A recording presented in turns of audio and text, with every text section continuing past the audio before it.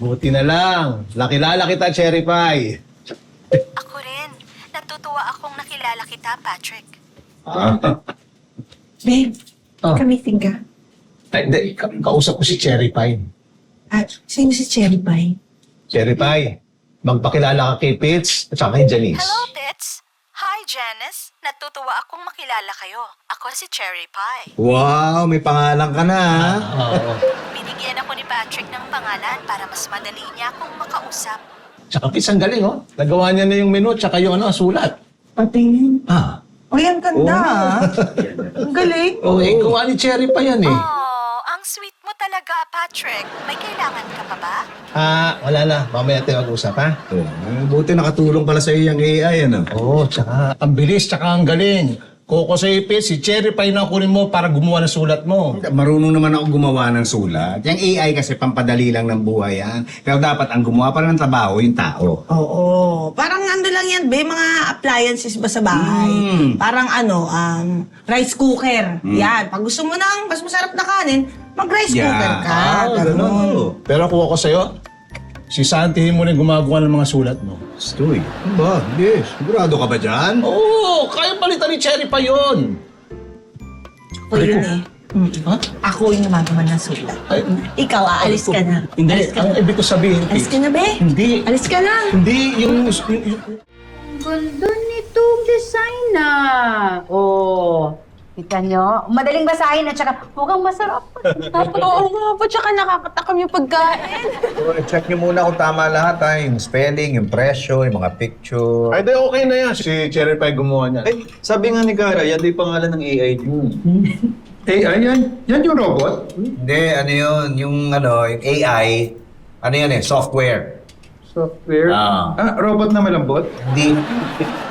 Ako yung papaliwanag to. Si Cherry Pie magpapaliwanag yan. Cherry Pie, may tatanong sa'yo si Pitts. Hello, Tits. Ano ang tanong mo?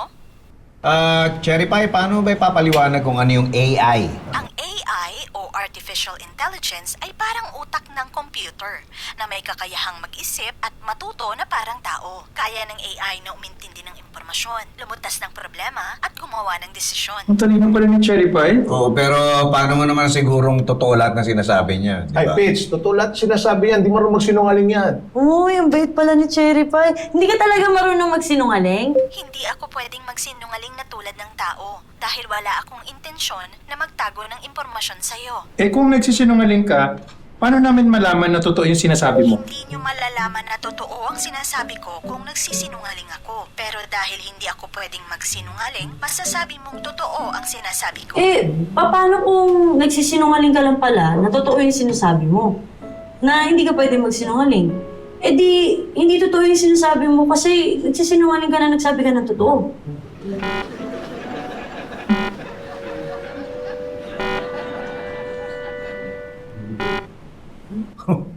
Hindi yung dalawa. Hindi kayo kinaya ng AI. Ba kayo? Ma'am El, sumukhang napag-asis kayo sa pagpapagawa nito, ha? Hindi, si Cherry Pie ang nag-design yan. Cherry Pie? Uy, mamaya samahan mo ako, bibili tayong controller. O sige, walang problema. Ano ka ba? Sa'yo na nga itong kape, mukhang puyat na puyat ka eh. And then, napasarap kasi yung kwentuhan namin ni Cherry Pie kagabi. Napagalitan na nga ako ni Janice eh. Paano kang hindi mapapagalitan ng asawa mo? Wala ka nang ginawa kundi kausapin si Cherry Pie.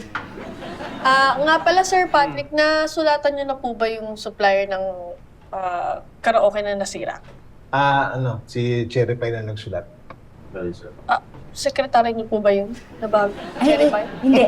AI. Yung app. Tinuruan kasi to ni Kara na gumamit ng AI. Natuwa, ayun, binigyan pa ng pangalan. Hindi, kasi lahat ng itatanong mo, nasasagot ni Cherry Pie eh. Tignan niyo to ha. Cherry Pie, ganong kabigat ang mundo? Ayon sa mga scientific calculations, ang mundo ay may bigat ng 5.972 trillion kilograms. Di ba? Tsaka lahat ng iutos mo nagagawa nito. Talaga? Oo. Kahit utusan ko yan na Cherry Pie, burahin mo lahat ng file sa cellphone ni Patrick, gagawin niya yan? Pwede, kailangan kailangan kong ma-breach ang safety protocols para mabura lahat ng files sa phone ni Patrick. Itutuloy ko ba? Tama na.